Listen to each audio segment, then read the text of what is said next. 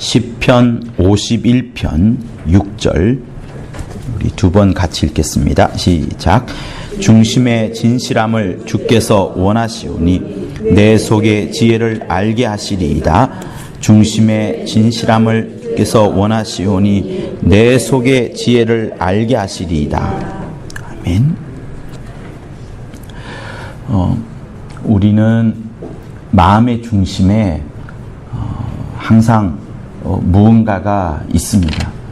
그 마음의 중심에 있는 것들이 하루하루 살아가면서 나타나고 또 드러나고 이렇게 하지요. 어떤 데는 마음의 중심에 물건을 사고 싶은 마음이 있으면 그것을 또 사게 되고요. 돈이 없으면 이제 돈을 모아서라도 그 물건을 사려고 하게 됩니다. 마음의 중심에 도둑질을 하려고 하는 마음이 있으면 그것이 사그라들기도 하겠지만 또 그것이 더 확대되어서 더 나쁜 짓을 할 수도 있습니다. 지금 이 시간에 여러분의 마음의 중심에는 무엇이 있습니까? 아니면 누구가 있습니까? 항상 그 마음의 중심에 뭐가 있는가를 살펴봐야 됩니다. 세상 사람들 중에 다는 아니지만 적지 않은 사람들이 살기를 가지고 있고 독한 마음을 갖고 있고 또 남을 속이려는 마음을 갖고 있다 보니 실제로 그런 일들이 독하게 또 남을 상하게 하는 마음으로 죽이려는 마음으로 또 속이려는 마음들이 드러나게 됩니다. 우리는 어떨까요? 예수 믿는 우리는 어떨까요? 우리도요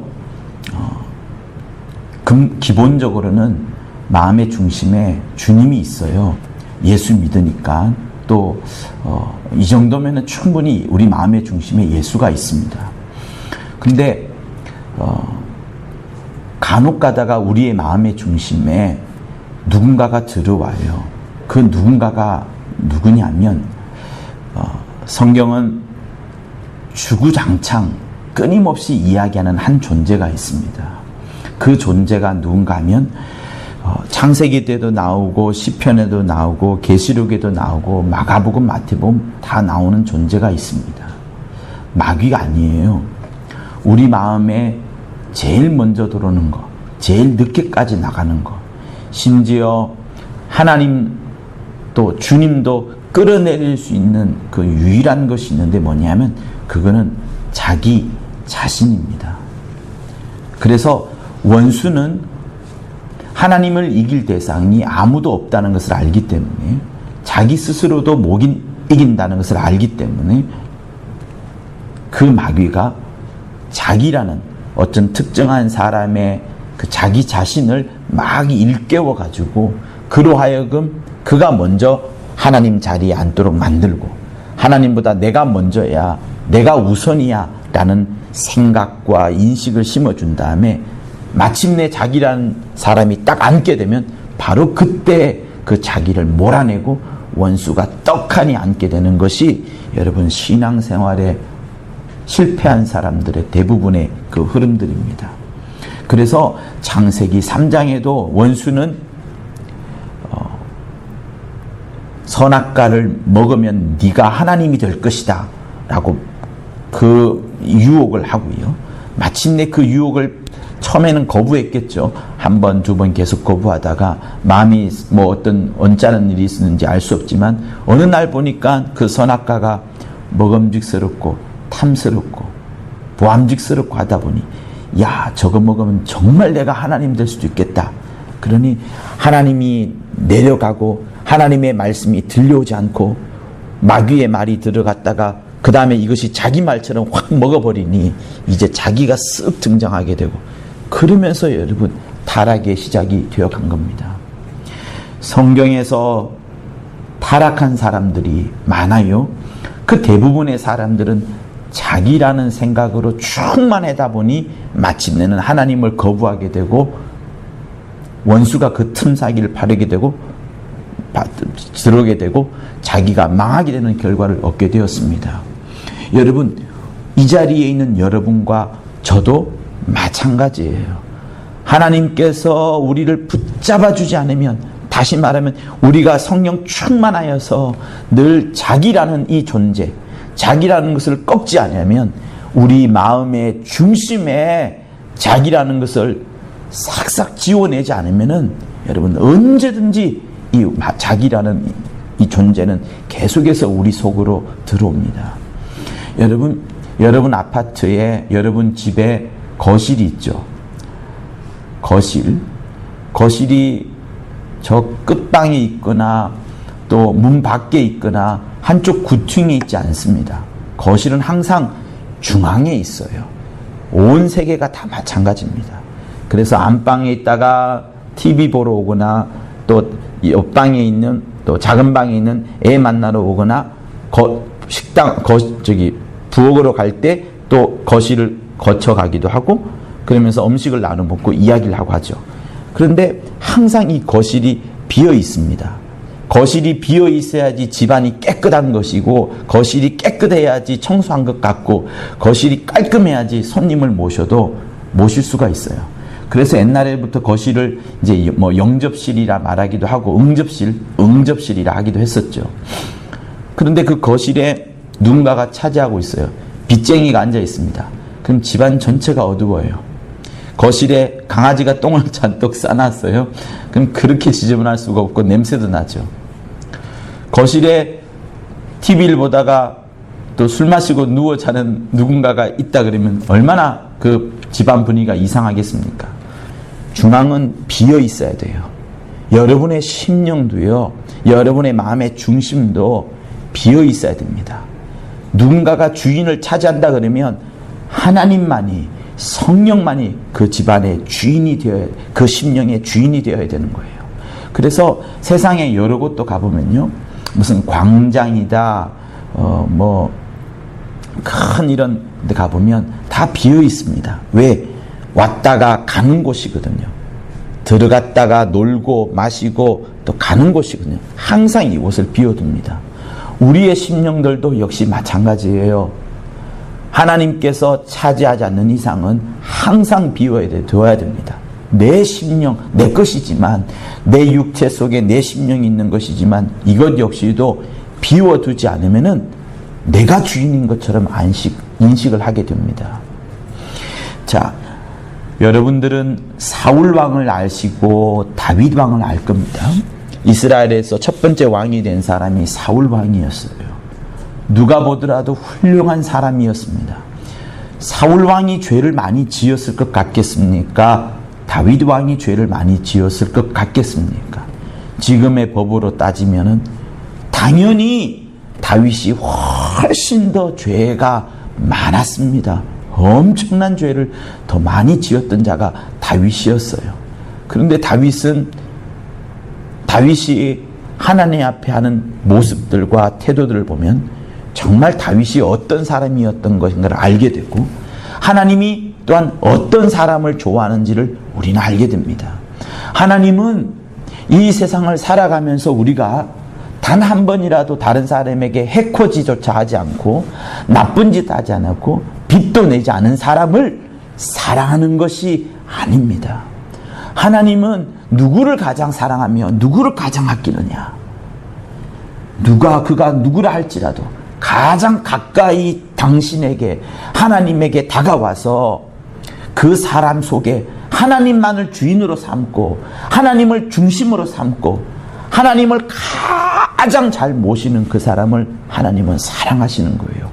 왜냐하면 여러분, 우리는 인간입니다. 육체가 있어요. 육체는 연약합니다. 병듭니다. 환경이 안 좋아지면 무섭습니다. 무서우면 내가 원치 않는 결과를 갖게 됩니다. 교회 분쟁이 일어났을 때 여러분, 내가 이쪽에 있는 것이 정말 다행이기도 하겠지만 사태 초기에는 얼마나 무서웠어요. 이리 가야 될까 저리 가야 될까 했던 수많은 사람들을 보지 않았습니까? 목사님들도 그러지 않았습니까? 이리 갔다 저리 갔다는 것을 우리도 보았고 나도 보지 않았습니까? 여러분, 환경이 무서워지면 그렇게 변할 수밖에 없는 겁니다. 그래서 사도행전에 나오는 스데반이 뛰어났던 것이 뭐냐면, 그가 사도도 아니었음에도 불구하고 하나님의 말씀에 들어갔더니 담대하게, 정말로 담대하게 사람의 몸으로 오신 예수가 하나님 우편에 앉아있다라는 정말 당시로서는 충격 중에 충격적인 이야기를 했고, 그러면서 하나님을, 또 하나님의 아들을 막 드러내었기 때문에 자기 목숨을 없어진다 하더라도, 여러분, 자기 목숨이 깨진다 하더라도, 돌멩이에 맞아 죽는다 할지라도 어쨌든 예수를 증거하려다 보니 죽었는데 하나님은 그를 가장 칭찬을 하신 겁니다. 사랑하는 성도 여러분, 다윗 앞에 누군가가 왔어요. 사무엘하 11장에 보면은 다윗이 죄를 범죄했을 때 나단이라는 선지자가 왔습니다. 근데 나단이 이런 이야기를 합니다. 왕이여, 하나님이 제가 당신에게 보내어서 할 말이 있습니다. 해봐라. 어떤 마을에 어린 양을 키우는 사람이 있는데 가난한 자입니다. 그런데 이 어린 양이 얼마나 귀여웠던지 먹을 것도 같이 먹고 마실 것도 같이 마시고 물도 같이 먹고 잠도 같이 이렇게 끼고 자고 가족과 같았는데, 어떤 부자가 와가지고, 그 부자니까 양도 있고 소도 있고 많지 않겠어요? 그런데 자기 양과 소는 잡지 않고 그 가난한 자가 그렇게 아껴왔던 어린 양을 끄집어내다가 그것을 죽여가지고 잔치를 베풀었으니, 막 이렇게 이야기하니까 갑자기 다윗이 화를 팍 내면서 선지자여, 그 사람은 죽여야 됩니다. 그 부자는 죽어야 됩니다. 라고 말하니까 나단이 말하기를 바로 그 자가 당신입니다. 라고 말하면서 우리아의 아내 밧세바를 범한 것에 대해서, 또 그를 데리고 오고 남편을 죽인 것에 대해서 착 책망을 하시는 겁니다. 그랬더니 다윗의 태도가 여러분 어땠어요? 다윗이 그때 회개하지요. 내가 여호와께 죄를 범하였노라 하매 나단이 다윗에게 대답하여 다되 여호와께서도 당신의 죄를 사하셨으니 당신이 죽지 아니하려니와 이 일로 인하여 여호와의 원수로 크게 회방할 거리를 얻게 하였으니 당신의 낳은 아이가 정령 죽으리이다 하고 나단이 자기 집으로 돌아가니라. 이것이 나옵니다.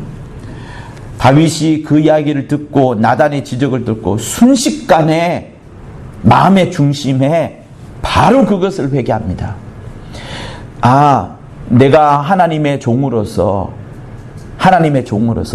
해야 될 그 일이 있는데, 하나님의 종으로서 하나님의 뜻을 이스라엘 백성들에게 잘 펼쳐서 이스라엘 백성 모두가 다 하나님의 뜻대로 살도록, 하나님께 영광을 돌리도록 이렇게 해야 되는 지도자로 세웠는데, 이 다윗이 잘못을 범한 겁니다.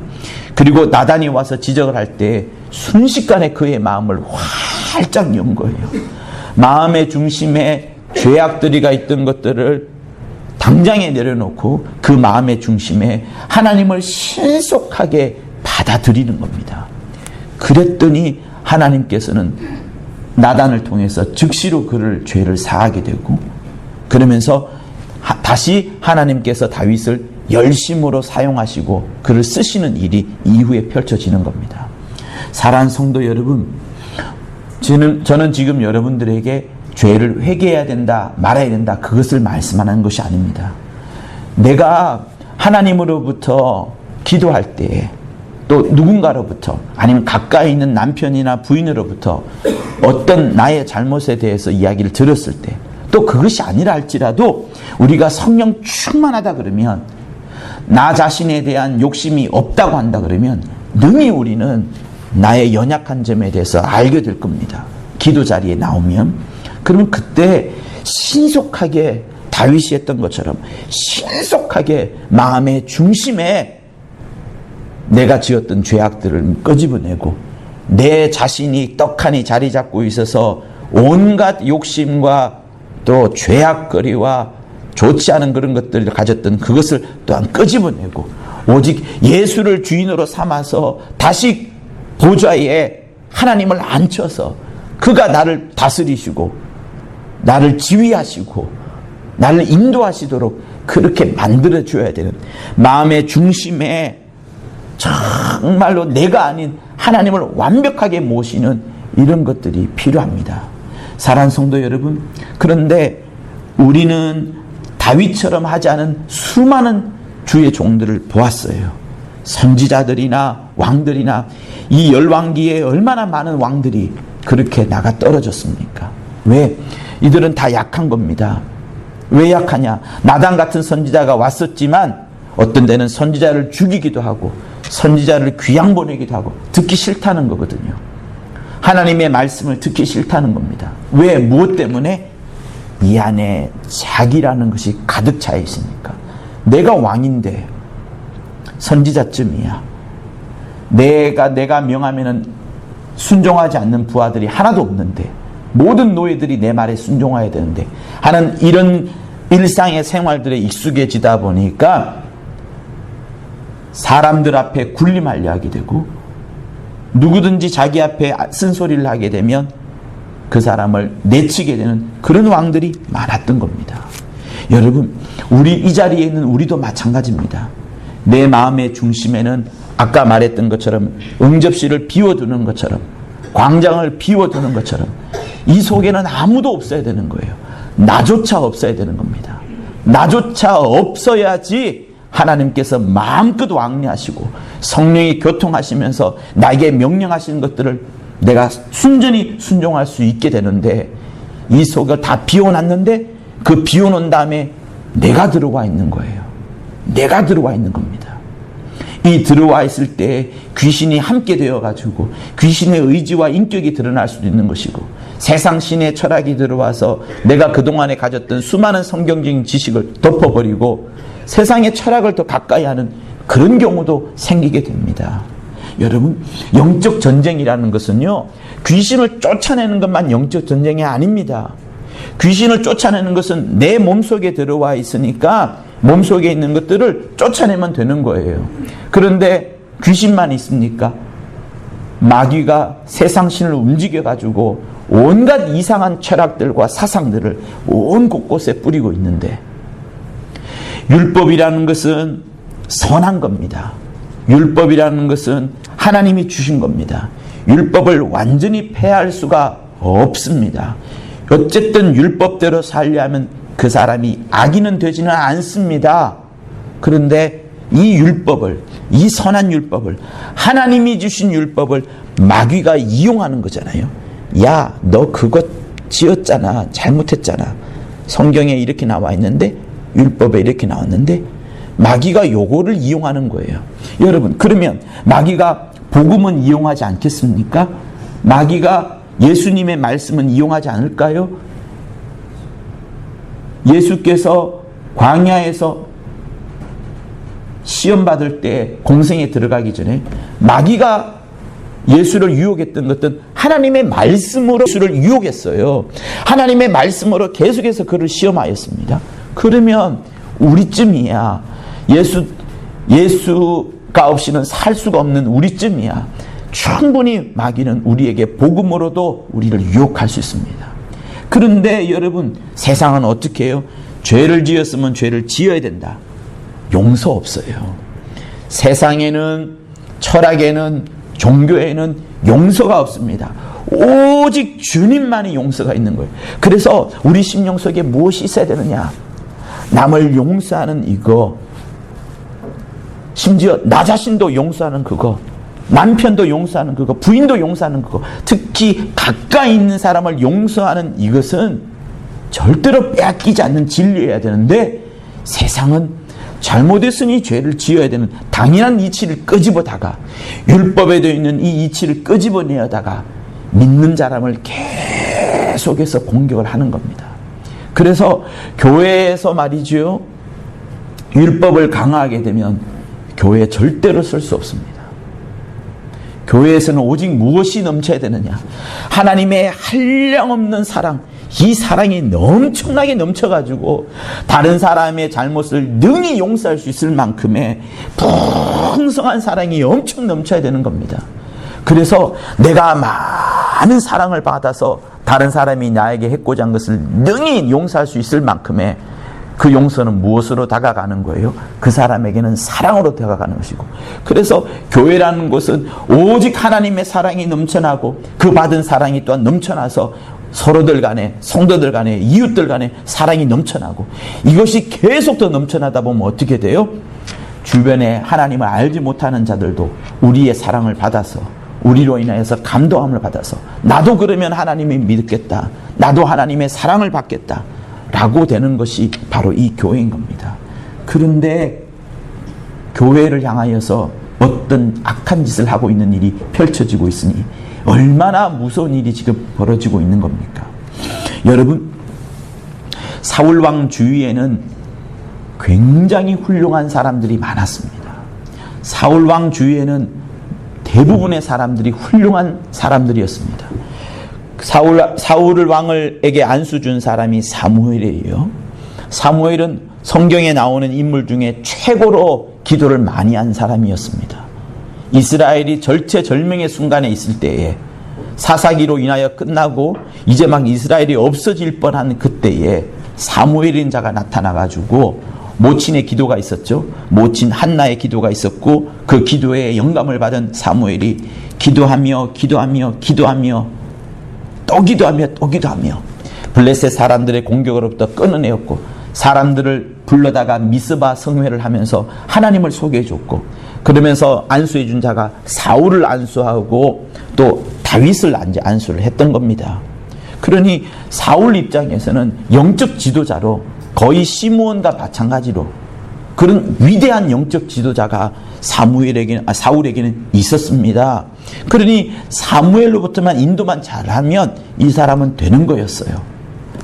자, 영적 지도자가 훌륭합니다. 그리고 자기 부하도 훌륭해요. 사무엘의 부하 중에 누가 있었습니까? 다윗은 사울의 부하였어요.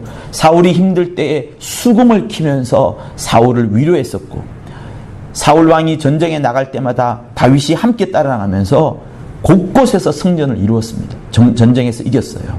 그래서 성경에는 다윗이 가는 곳곳마다 이겼더라는 날이 나옵니다. 그리고 다윗이 가장 큰 전쟁에서 승리한 사람이 누구예요? 골리앗을 물리치지 않았습니까?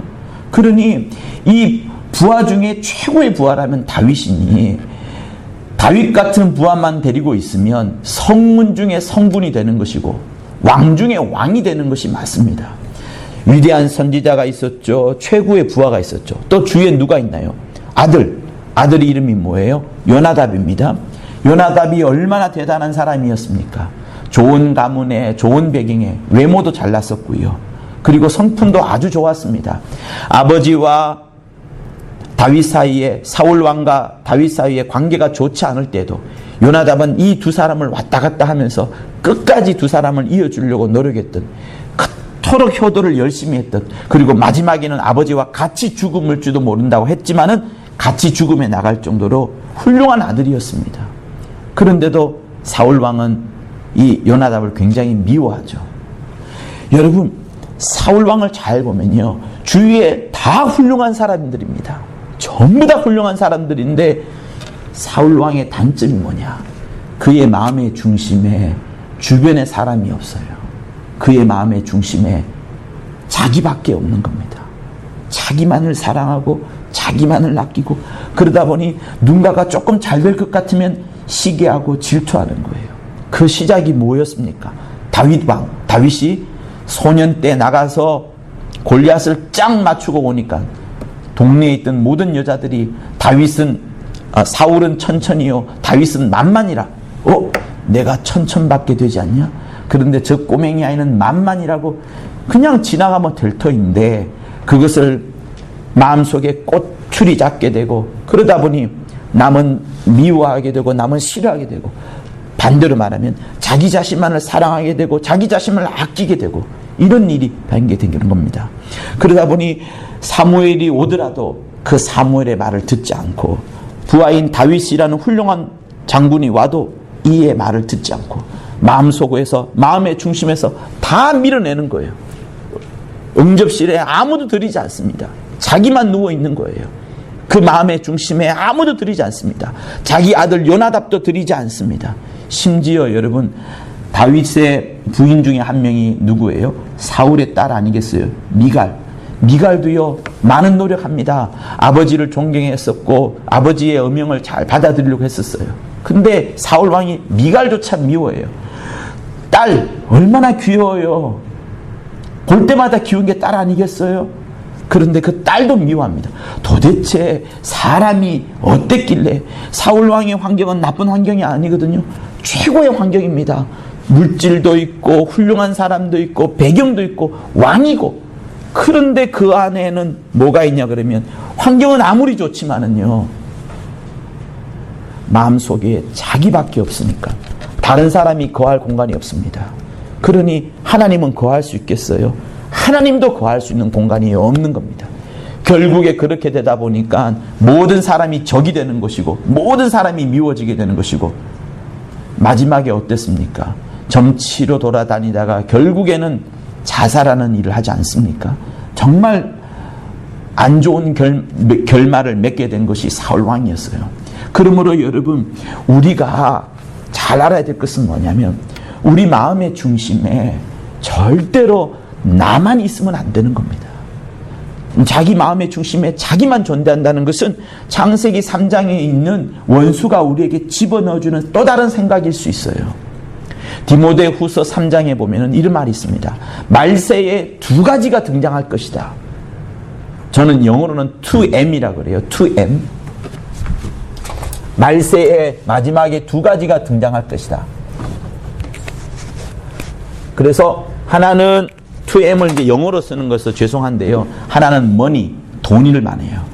말세에 돈이 모든 사람을 지배할 것이다. 그리고 또 한 가지, me, 영어로 나를 me라고 말합니다. me. 이렇게 말해요. 말세에 세상에 있는 여러 사람들이 고통을 당할 것인데 무엇 때문에 고통을 당하느냐? 믿는 자도 고통을 당할 것인데 이것 때문에, 돈 때문에, 그리고 나 자신 때문에. 여러분, 이 나 자신을 영접실에서, 나 자신을 마음의 중심에서 살짝 끄집어내야 됩니다. 그 속에 주님이 오시든 목장 식구가 오든 또 속썩이는 아들이 오든 말 안 듣는 남편이 오든 집 나갔던 아내가 오든 항상 그 사람들을 잠깐이라도 두려고 해야 되는데, 사울 왕처럼 마음의 중심에 자기만 있다 보면은 우리는 끊임없이 더 힘들어지는 것은, 나는 많이 누리는 것 같죠. 자기만 있으니까 다 내 거니까요. 그런데 그 결과는 사울 왕이 잘 말해주는 겁니다. 그래서 오늘 이 본문에 말해요. 중심의 진실함을 주께서 원하시오니 내 속에 지혜를 아시리이다. 우리 마음의 중심에 여러분 진실함을 다 담아서 여러분 마음의 중심에 한번 누가 있나 한번 보세요. 누가가 아니고 혹시 물질입니까? 아니면 어떤 집입니까? 아니면 부동산입니까? 내 마음의 중심에 진실함을 주께서 원하십니다. 그 마음의 중심에 진실한 마음을 가지시고 그 진실한 마음으로 정말 한번 살펴보세요. 내 마음의 중심이 정말 주로 인하여서 진실해지기를 원합니다. 그리고 이 마음의 중심에 내가 어떤 사람을 어떻게 봐야 할 것인지, 원수 같은 그 사람은 또한 어떻게 대해야 될 것인지, 관계가 좋지 않던 K 집사하고 나는 어떤 관계를 맺어야 될 것인지, 이 사람을 놓고서 나는 어떤 기도를 해야 될 것인지, 내가 전도하고 있는 대림동의 그 교수님 위해서는 또 어떻게 기도할 것인지, 이 마음의 중심을 갖고서, 마음의 중심의 진실함을 갖고서 대하는 것이 신앙생활인 겁니다. 신앙생활은요, 내가 하나님으로부터 기도해서 응답받고 내가 하나님으로부터 믿어가지고 하나님으로부터 구원받고 받는 것만을 말하는 것이 아닙니다. 신앙생활은 그거는 초보의 신앙생활이에요. 우리가 하나님으로부터 구원을 받았습니다. 우리가 하나님으로부터 기도의 응답을 받았습니다. 그 다음부터는 받았으면은 이 다음부터는 내가 다 누리면 또 뭐가 있는 거예요? 그 응접실에 내 것밖에 없는 거예요. 나에게는 이만한 간정이 있어. 나에게는 이만한 응답이 있어. 나에게는 이만한 하나님께 받은 사랑이 있어. 그런데 다른 사람이 들어올 공간이 없어요. 다른 사람에게 나누어 줄 마음도 없습니다. 오직 내 것밖에 없어요. 그러면 그 마음의 중심에 뭐가 있어요? 그 마음의 중심을 살펴보니까, 진실된 마음을 딱 살펴보니까 얘는 자기밖에 없구나. 그러면 하나님은 떠나시는 겁니다. 내가 있을 곳이 못 된다. 떠나시는 겁니다. 여러분, 그러므로 이 성경은 우리에게 무엇을 말씀하느냐? 우리에게 예수의 피가 필요해요. 예수의 피가 있어야만 생명을 얻습니다. 그리고 영생하는 조건은 예수의 살을 먹는 것인데, 그 말씀은 뭐냐? 예수께서 우리에게 주시는 말씀을 계속하여서, 지속적으로 계속하여서 순종하는 것이 영생을 유지하는 방법입니다. 그러면 그것이 뭐냐? 하나님과의 온전한 관계, 내 마음의 중심에 다른 일을 두지 아니하고, 내 마음의 중심에 악한 것을 두지 아니하고, 내 마음의 중심에 악한 사람을 두지 아니하고, 내 마음의 중심에 오직 내가 사랑할 사람, 사랑해야 되는 사람, 아니면 정말로 존경하고 존중하고 예배드려야 될 사람, 이 사람들이 내게 있어야 되는데, 그렇지 않으면 내가 계속해서 자기 자리를 차지하게 되는 겁니다. 사랑하는 성도 여러분, 우리에게 주신 이 6절 본문 말씀을 우리 다시 한번 읽어보도록 합니다. 중심의 진실함을 주께서, 이거 두 번 같이 읽어보도록 하시겠습니다. 시작. 중심의 진실함을 주께서 원하시오니 내 속에 지혜를 알게 하시리이다. 중심의 주께서 원하시오니 내 속에 지혜를 알게 하시리이다. 결혼을 앞두고서 많은 사람들이 좋은 사람을 찾으려고 합니다. 목사님, 좋은 사람 없어요? 누구 우리 집에 애가 있어요. 좋은 사람을 찾도록 기도하고, 좋은 사람을 만나도록 우리가 그런 좋은 사람을 만나는 복을 얻도록 하는 것이 좋습니다. 그리고 또 한편으로 뭐가 필요해요? 좋은 사람을 볼 수 있는 눈이 필요합니다. 내가 악인이면, 내가 돈에 관심이 많잖아요. 그러면 배우자감은 또 사돈되는 때는 돈 많은 집안을 원합니다. 그거 여러분 감출 수 없어요. 진짜예요. 믿음이 많았다고 하면 정말 믿음 있는 사람을 찾고자 합니다. 물질에 관심이 많으면 물질 있는 사람을 찾게 됩니다. 나는 지식이 부족하다면 지식이 있는 것을 찾게 됩니다. 그래서 우리에게 좋은 사람을 만나는 복도 필요하고, 좋은 사람을 볼 수 있는 복, 좋은 사람을 볼 수 있는 복도 정말로 필요합니다. 그런데 하나님이 우리에게 원하시는 건 뭔지 아세요? 그런 사람을 만나거나 그런 눈과 그런 안목을 가지는 것도 필요한데, 하나님이 우리에게 말씀하시는 것은 그거 아니고, 그것도 좋은데 정말로 내가 원하는 것은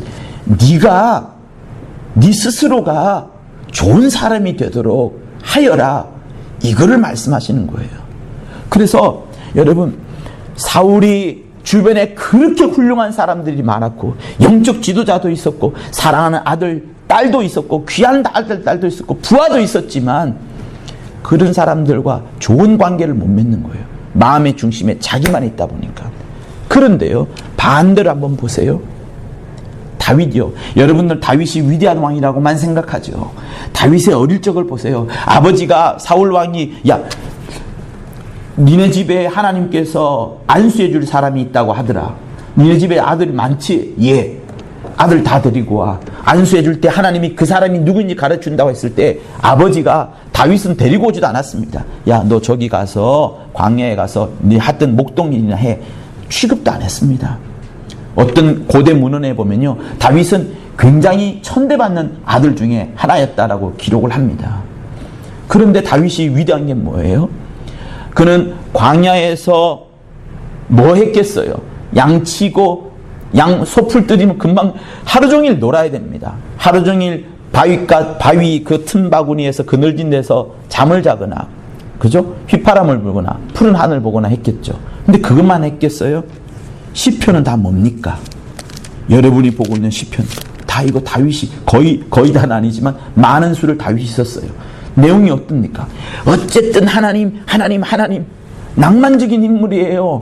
그 푸른 초장에서 하나님을 향하여서 시를 짓고 하나님을 향하여서 찬양을 하고 마음의 중심에 아버지로부터 저기 나가 일이나 하라는 그 마음을 두지 않고 마음의 중심에 오직 하나님만을 풍성히 집어넣었던 사람입니다.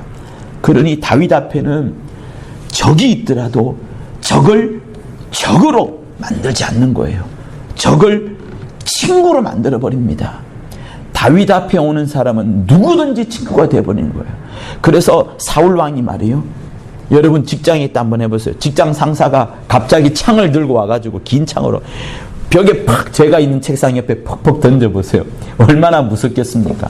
다윗이 2번이나 그런 꼴을 당했거든요. 그리고 도망갑니다. 자기 눈앞에 목을 벨 수 있는 기회도 2번이나 왔음에도 불구하고 자기 상사라 하나님의 기름 부은 자라 해서 사울왕을 건드리지 않았습니다. 얼마나 멋져요. 적을 자기를 죽이는 자라 할지라도 오히려 용서해 주면서 친구로 만들어버린 것이 다윗입니다. 그래서 하나님은 다윗을 쓰시고 다윗의 마음 속에는 항상 이렇게 비어있구나. 자기를 사랑하는 것이 아니라 다른 사람을 아끼려 하고 다른 사람을 귀히려 하고. 그런데 죄는 누가 더 많이 지었어요? 다윗이 더 많이 지었습니다. 간음한 마음이 일어나서 아내를 취하고 그 아내를 취하려고 남편까지 죽이지 않았습니까? 남편 죽인 게 더 나쁜 거예요. 왜 죽입니까? 그렇게 악한 짓을 저질렀는데 그것도 무엇을 이용해서? 자기의 권력을 이용해서 그러지 않았습니까? 사울왕보다 더 나쁜 사람이에요. 우리 눈에 보면. 그런데 그는 하나님이 나단을 통해서 딱 찔러주니까 너 마음의 중심에 간음함이 있어. 너 마음의 중심에 살인이 있어. 너 마음의 중심에 네가 있어. 라고 딱 찔러주니까 바로 그것을 비우는 겁니다. 자기의 거실을 비우고 자기의 영접실을 비우고 자기의 광장을 비우고 자기의 마음의 중심을 비워버리는 겁니다. 그래서 하나님은 이 사람을 정말로 아끼는 거예요. 사람은 연약한지라 항상 죄를 범할 수 있습니다. 그러나 그가 돌아올 때는 안아주어야 되는 것이고 나 역시도 마찬가지예요. 나도 죄를 지었으면 하나님께서 언제든지 나를 안아주시는 분이시기 때문에 우리에게는 무엇이 있어야 되느냐? 나 자기가 아니라 이 마음을 완전히 비워두고 오직 성령이 마음껏 역사하시도록 성령이 마음껏 나를 움직이시도록 내 안에 이 사람을 사랑하고 저 사람을 사랑하고 오직 좋은 관계만을 맺을 수 있는 그런 것들로 충만해야 됩니다. 그러면 여러분 여기서 한번 생각해 보세요. 이제부터 오늘 이 시간부터 비우세요. 여러분 마음속에 나만 있다는 것을 비우시고 어떻게 하면 요노모 자식 요 자식한테 어떻게 하면 복음을 전할 것인가 여러분 고민해 보세요. 기도만 하지 마시고 고민해 보세요. 잘 생각해 보세요. 그것이 나의 기도로만 되지 않습니다. 내 기도는 1시간밖에 되지 않을걸요. 그런데 나머지 23시간은 하루 종일 그 친구와 그 자식과 함께 보냅니다. 남편도 마찬가지고요. 그래서 우리가 기도할 때 남에 대해서 기도해야 됩니다. 남에 대해서 고민해야 됩니다. 그래야 그를 안을 수 있고 그와 함께 관계를 맺을 수 있고 그 사람을 나의 중심으로 들여놓아야지 적을 만들지 않게 되고요. 친구를 만들게 되고요. 그럼 그때부터 이 사람에게 복음이 흘러가게 되고 용서가 흘러가게 되고 사랑이 흘러가게 되고 은혜가 흘러가게 되고 생명이 흘러가게 되는 겁니다. 그래서 여러분 마음의 중심에 진실함을 주께서 원한다 하셨사오니 이 마음에 정말 진실된 마음으로 옆에 있는 사람을 내 남편을 내 자녀를 한번 봐보세요. 정말로 주님의 눈으로 자녀를 봐야 됩니다. 온갖 속을 다 썩이는 자라 할지라도 주님은 그를 사랑하실 겁니다. 그래서 어떻게 하라는 것이 아니라 여러분 마음의 중심에 오직 주 예수만이 성령만이 하나님만이 있도록 하시고 나머지 나의 모든 것들은 다 비우실 수 있는 여러분이 될 것을 예수 이름으로 부탁을 드립니다. 주께서 우리의 심령 속에 오직 당신만이 왕이 되셔서 좌정하시고